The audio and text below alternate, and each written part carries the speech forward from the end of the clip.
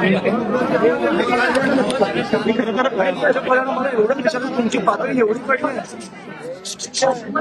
एवढी पडली की आवाज बारीक पैसे तुम्ही फॉर्म परत घ्यायला चांगलं ठीक होतं, फोन करायला लागले आता निवडणुकांसाठी. मला वाटतं समोरच्या पक्षात पण काही आपले लिडर्स आहेत ज्यांची मुलं आहेत.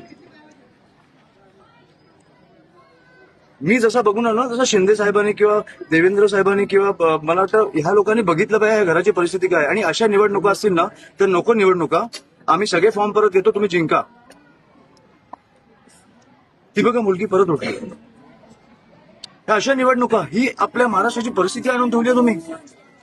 मी कधीही कोणी वारल्यावर राजकारण करत नाही आणि आज पण मी नव्हतो करायला आलो. पण तुम्हाला कधीतरी कळणार आहे की नाही की तुमचे राज्य कुठे नेऊन ठेवलंय तुम्ही. मला वाटतं आपल्या सगळ्यातला एक माणूस जागा झाला पाहिजे आणि ह्या गोष्टींचा विचार केला पाहिजे.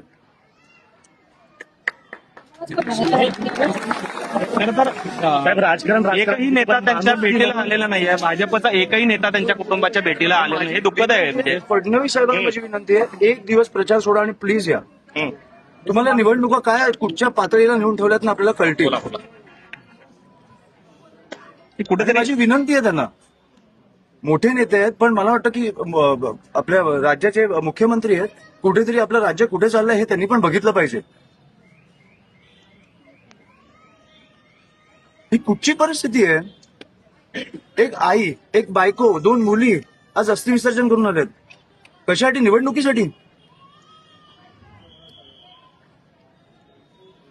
ह्याची उत्तरं मला मिळालीच पाहिजे आणि बाळासाहेबांना न्याय हा मिळालाच पाहिजे. खरं तर मृत बाळासाहेबांवर गुन्हा जो आहे तो या ठिकाणी मृत बाळासाहेबांवरती देखील गुन्हा दाखल झालेला आहे आणि त्यांच्या कुटुंबियावर क्रॉस कंप्लेंट जे आहे ते दाखल झालेली आहे. मी मला वाटतं असंवेदनशीलता आहे भेटणारे. मला इकडे सीपी कोणाशी बोलायची गरज नाही. फडणवीस साहेबांनी मुख्यमंत्री म्हणून मला एक 10 मिनिटं द्यावी. मला सगळी परिस्थिती त्यांच्याकडे मांडायची. मला वाटतं एक दिवस सोलापूरला येऊन ते जाऊ शकतात. ही राजकारणाची परिस्थिती मी सहन नाही करू शकत. आपलं राज्य असं नाही असू शकत. आणि मला वाटतं सोलापूरकर म्हणून पण तुम्ही विचार केला पाहिजे की हे कुठे नेतंय आपलं शहर. बाकी सगळं ठीक आहे, 70 ठिकाणी तुम्ही जिंकला, बिनविरोध जिंका, मजा करा. पुढे 5 वर्ष 10 वर्ष रस्त्यांची वाट लावा, सगळं करा. खून नाही झाले पाहिजे. तुम्ही खुनापर्यंत पोहोचताय आता. खरं तर दामदंडाचा वापर साहेबांना जेव्हा प्रचारात वेळ साहेबांशी मला वाटतं ते बोलले, पण मी जाऊन भेटणार आहे तेव्हा त्यांना जेव्हा वेळ मिळेल तेव्हा मी